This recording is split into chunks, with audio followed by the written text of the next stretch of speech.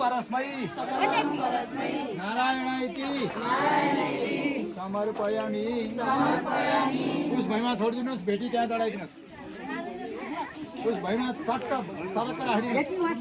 भेटी उहाँ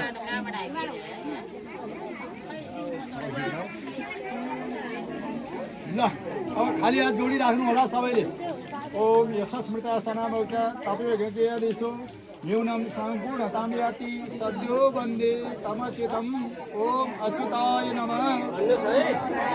ओम अच्युताय नमः। ओम अच्युताय नमः।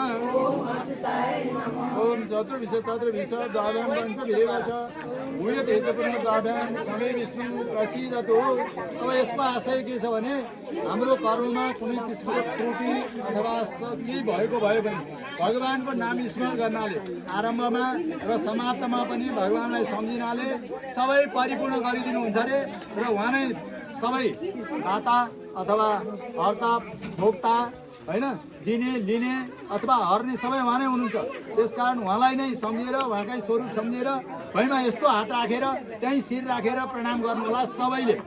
सबैले भैमा बसेर भैमा शिर राखेर प्रणाम गर्ने। ओम पूर्णमदं पूर्णमिदं पूर्णं पूर्णात् मुदच्यते पूर्णस्य पूर्णमादाय पूर्णमेवावशिष्यते।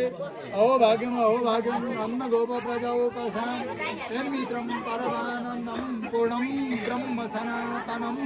ल ल अब अभिशेष ल यसो थोरै खुला सुतालेर हात जोड्नु हैन अ भने